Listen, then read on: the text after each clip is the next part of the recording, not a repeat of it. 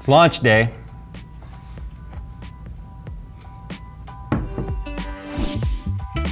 We interrupt this video to bring you a special message from iFixit. No, we interrupt this interruption with this interruption about new stuff from iFixit. Wish you had a new graphics card but inventory sucks? Fix the inventory problems with iFixit. Whoa, don't drop it. Can't fix that with iFixit. Just kidding, yes you can. Wish you could take iFixit with you anywhere but your pockets aren't big enough? Introducing the new More and the new Minnow. Take them with you anywhere. So get iFixit for your loved ones or just get them for yourself. All right, if you guys couldn't tell by your inbox, the RTX 4070 Founders Edition embargoes have just lifted. This is a two-part embargo, by the way. NVIDIA doesn't like competition on its launch days. And by competition, I mean its own board partners. So today, you guys are gonna see the reviews of the Founders Edition 4070s, which means they're gonna be pretty much the same kind of review across the board. Tomorrow is when you guys will see the custom boards and stuff launching.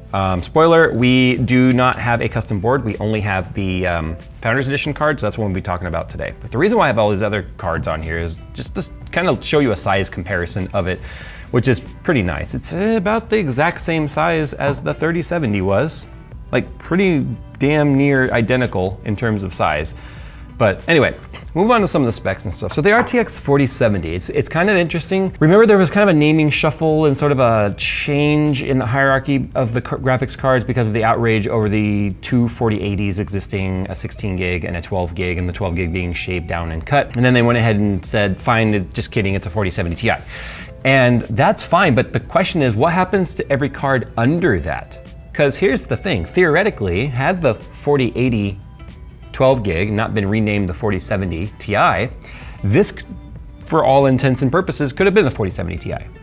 So let's talk specs real quick. So it's 8104, which is the exact same chipset, or not chipset, but the exact same silicon that the 4070 Ti is based on, but it's more shaved down because the 4070 Ti has more than 7,000 CUDA cores. This has 5,888. Now, of course, it has some of the other NVIDIA feature sets that you would expect to see in a 4000 series RTX card. It's got DLSS 4th gen, it's got 3rd generation RT cores, it's got NVIDIA Reflex, frame generation, like all the stuff you would expect on a 40 series card. So there's more to talk about with graphics cards these days than just what is the FPS? Because of the fact that we're now compared to even a 3080, this is 2nd generation RT cores and 3rd generation DLSS or tensor cores. So what that means is like the 3080 card isn't even able to take advantage of DLSS 3 as you would find in modern titles starting to adopt because of the fact that DLSS 3 is basically frame generation. So it's almost like interpolation where AI is sort of inserting artificial frames in between frames to increase your FPS without having to physically draw them based on the math that's being rendered by the engine. So the 3080 cannot do that. So what you're gonna see in some of the titles that we're gonna talk about today is a trading blows between a 3080 and a 4070. Now that doesn't seem all that odd considering the fact that a new incoming 70 series card pretty typically in the past has beaten the outgoing 80 series card, but it's complicated this time because we have a Ti version, but we also have a 90 version and a 90 Ti version going out. So where there was a while there where the 70 series card would trump and beat the highest tier previous gen, that's kind of not the case today. So when it comes to like performance, anything that enables RT is gonna sort of give the 4070 a little bit of an advantage over the 3080. Even though it has less RT cores, they are faster, more efficient cores when it comes to dealing with RT workloads. But for memory, it's actually running 12 gigabytes of GDDR6X, which for the 70 series cards didn't typically have the X moniker. Like you would see the X on like the 3080, 3080 Ti, 3090, 3090 Ti. But then lower end cards, one of the ways they start to save some money is by just using standard GDDR6 and not the X variant. So this is running the fast GDDR6. Now without boring you guys with a whole bunch of just spec talk, because I know there's gonna be a lot of spec talk out there, we need to talk about how it stacks up versus its current competitors in its own lineup and the previous generation. Now I've not had time to do a complete comparison with its AMD counterparts. So that's gonna be a little bit incomplete right there, but we are trying to show you some more data in our charts than we've been showing you in the past. So let's go ahead and start with price. Unfortunately, in keeping with typical NVIDIA tradition, the price is up across the board. So this is $100 more than the previous 70 series model going out. And I'm using the air quotes because of the fact that in all of their literature, they would have us compare this card to like a 1080 Pascal and maybe even a 1080 Ti and like a 4070 or 3070 Ti because of the fact that the price is comparative at that point. So what I mean by that is it's a $599 MSRP. It is a $600 graphics card. $600 back in the day was enough to get you a 780 Ti, which was like top of the line, nothing above it. Even last gen, it would have got you a 3070 Ti. If you compared it to like the MSRP and such of a 3080, it's only behind what a 3080 was supposed to cost. So if you think about it, the price being up $100 doesn't seem like a lot, but that is a 20% price jump of the previous 70 series predecessor to now. So the successor is clearly more expensive. Now, what does that mean? Well, it means it better be delivering more than 20% of an improvement in performance uplift. Otherwise, you're just getting the same FPS per dollar, which is just pushed the entire chart downward into the higher price range. So let's talk about how the performance lines up. Now, instead of doing our rocker music where you guys can just like see our charts and stuff flip through, we're gonna kind of go through them one at a time and just sort of talk about them because I don't want to show the charts and then talk about them again. We have to see how it compares to that 3080, which is $100 more, and how it compares to that 3070, which is $100 less. Compared to the 3070 Ti, I don't have one, so there's that. Let's start with Shadow of the Tomb Raider, no RT. The 4070 is still aimed at 100 FPS plus performance in 1440p with DLSS 3 and ray tracing enabled. So they're targeting ray tracing on, DLSS probably set to balance or somewhere around there, and 1440p resolution. The thing about Shadow of the Tomb Raider is it is an older title. So what this shows us is how does it handle an older engine? 1080p is pretty much locked in terms of like capped at around 250, 240 FPS. This is hitting 224 FPS in 1080p. As you can see, it's actually beating our 3090 Strix, which for whatever reason, we think it was hitting the cap just hard for some reason because it would throttle down in terms of FPS, not clock speed, so we couldn't really explain that one. But compared to the 6950 XT Red Devil, it's a little about 10 FPS behind there. But as you can see in 1080p, it is just handily handing the 3080 FE its butt, like by a lot. So 224 FPS versus 179 and 1080p, no ray tracing. 1440p, same story, 13 FPS higher. But 4K is where things start to look a little bit different. It's losing in 4K, 88 FPS for the 3080 versus 83 for the 4070. And the reason why the charts go all the way up to the 4090 is just so that you can kind of see where, like how the linear scale sort of goes. So Shadow of the Tomb Raider RT on, remember RT is only used in shadows in Shadow of the Tomb Raider, ironically, it's in the name. But if we go ahead and take a look at the 4070 FE, again, handedly beating the 3080 across the board, with the exception of 4K, it matched it at 59 FPS. That's pretty impressive. There's no DLSS on, by the way. In our tests right now in this video, DLSS is not on. This is raw, core for core comparison between its own brothers and sisters of video cards. So the fact that it can match the 3080 in 4K is pretty impressive when this card is not intended to do that, even with RT on. But if we go ahead and take a look at something like the 6950 XT Red Devil, you can see it's in 1080p, it's a bit faster. In 1440p, comparable, 114 to 117. And then in 4K, the Red Devil is beating it because it has a higher frame buffer, more memory, and just overall a little bit faster of a graphics card when it comes to handling that level of workload. But it's a stout little card. I say little. This is a standard size card. Okay, let's be honest. This is standard size. This stuff over here is compensating. For what? I don't know. So Time Spy Extreme, it was funny because I start with Time Spy typically, and it did not scale as well as I thought. So if you look at the numbers just straight up, versus the 3080, it's a significant amount behind. It's like 300 points behind, almost exactly 300 points. It's behind the 3090 Strix.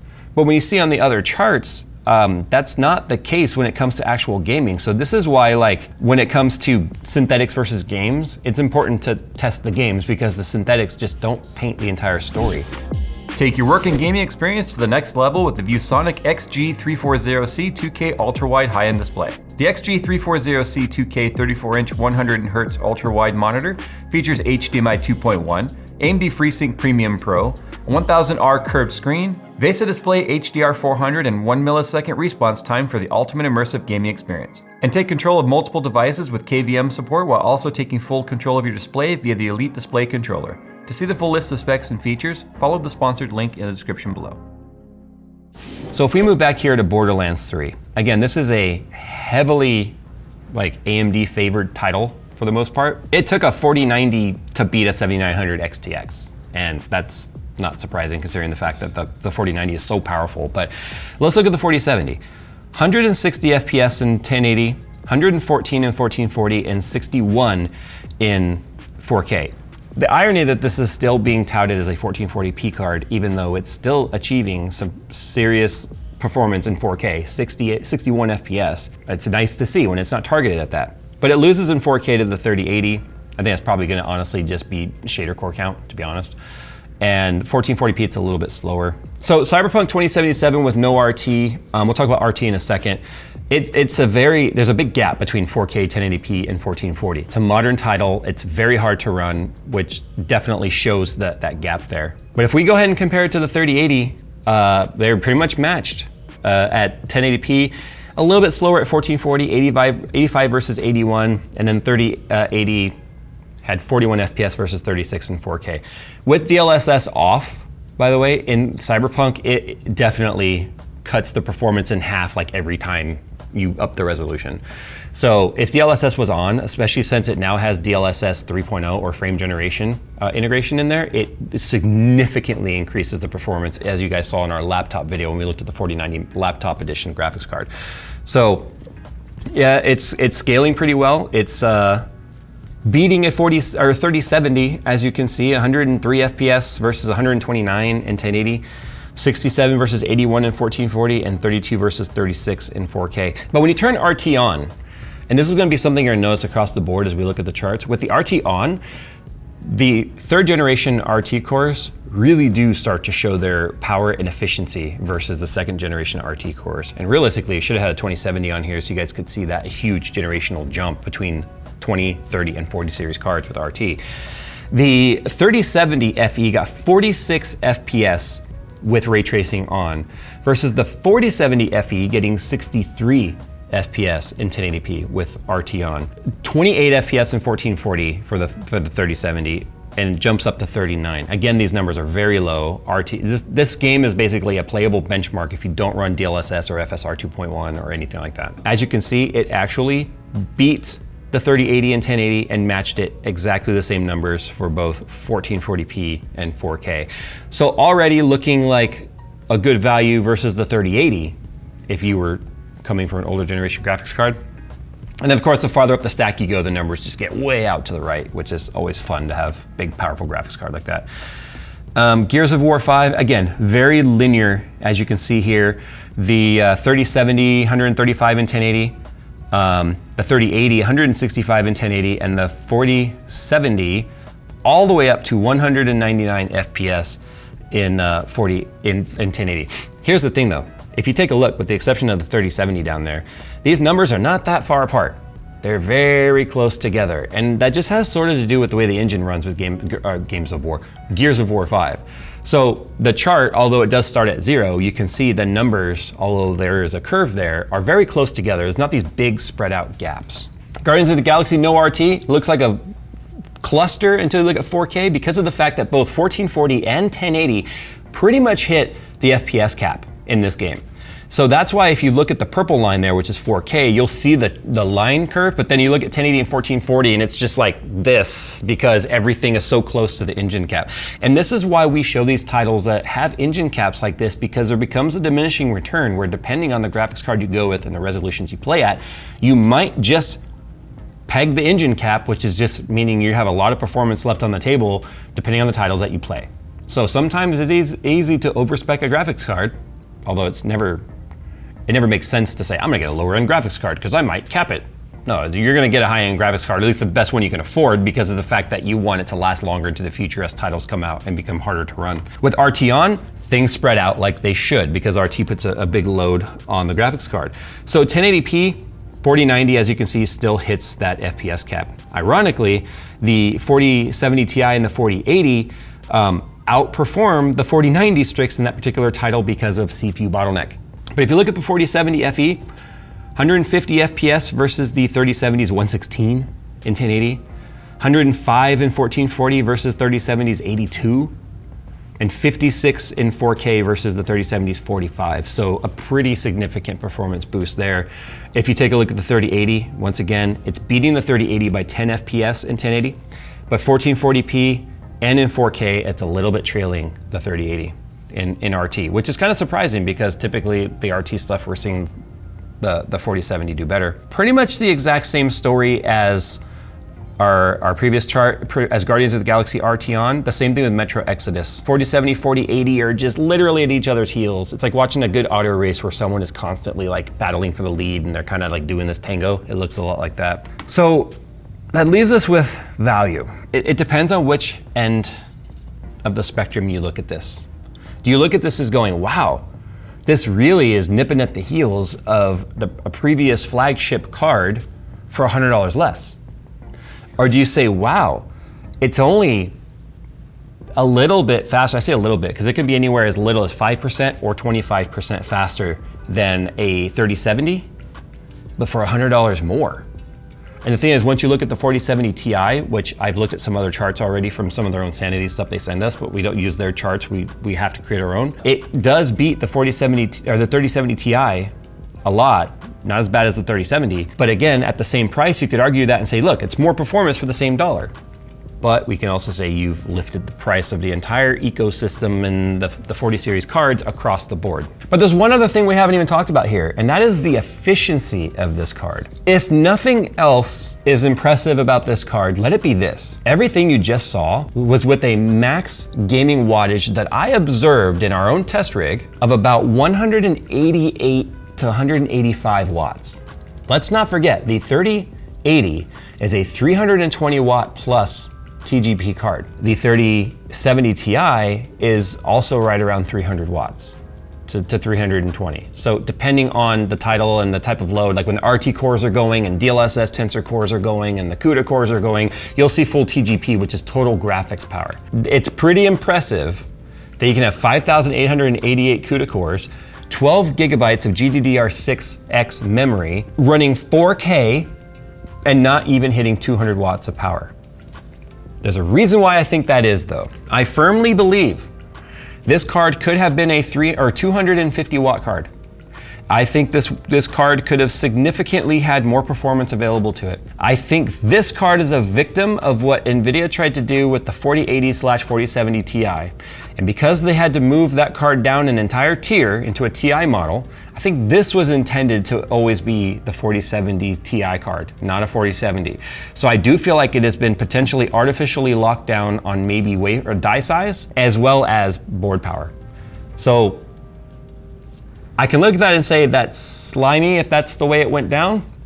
But it's also pretty impressive if you think about the kind of power a 4080 and even, well, not really a 4080. 4080 is not as bad, but a 4090 pulling up to 500 watts can do when its actually efficiency is kind of in the forethought of its design. This card basically uses just about 10 watts more than the laptop RTX 4090 mobile GPU that we just looked at. Ironically, it underperforms compared to it. That laptop beats this card. Because remember, that laptop was beating the 3090 and this card is not. So efficiency-wise, the laptop's actually more impressive if you want to know the truth. But the 4070 is I think an unfortunate victim of the naming scheme. And I do feel like this card was destined for more. And I think if it was given a 225 watt power limit with less shaped CUDA cores versus a 4070 Ti, which has 2,000-ish more, you could have given this card over 6,400 or so CUDA cores, up the power limit, and I think this thing would have been an absolute beast. Why they left such a gap between the 4070 and 4070 Ti, I don't understand. The gap between a 4080 and a 4090 makes sense because there's perfect room for a 4080 Ti to sit there, but what are they gonna do, a 4070 Super? again? Are we gonna bring Super back and put it in front of the Ti? Because there's enough room there. Anyway, I'm fairly indifferent towards this card. I think if you have $600 to spend, and looking at all of our data, when I look at my entire sheet of GPU results, not just the ones that we've made fit in the chart here, I think for $600, it's a solid performer. If you're looking for 1440p high-end gaming, AAA titles with DLSS turned on and ray tracing turned on, and you want all the graphics and the fidelity and stuff, I just feel like this could have been a Cinderella story had the card even been $50 less. So $600 for a 70 series tier, it's the most expensive 70 non-Ti thing we've seen yet. And I guess it's just keeping trend with what we're expecting to see. I'm pleased with its performance. I'm not blown away by it. I'm not excited by it. I think if this were a $499 card, it would have been an entirely different conclusion. All right, guys, thanks for watching. Sound off down below. If you've been waiting for the cards to move their way down the price tier without spending $2,000 on a card, are you interested in spending $600 on a 4070? Or are you just gonna hang on to whatever graphics card it is you've got for just a little bit longer? Because guess what? 4060's gotta be next. But how's that gonna perform? Because there's not a lot of room now between 30 series cards just stepping on the 40 series cards if you think about how much they have to shave it down now because of their artificial naming. Sound off down below, guys. Thanks for watching. We'll see you in the next one.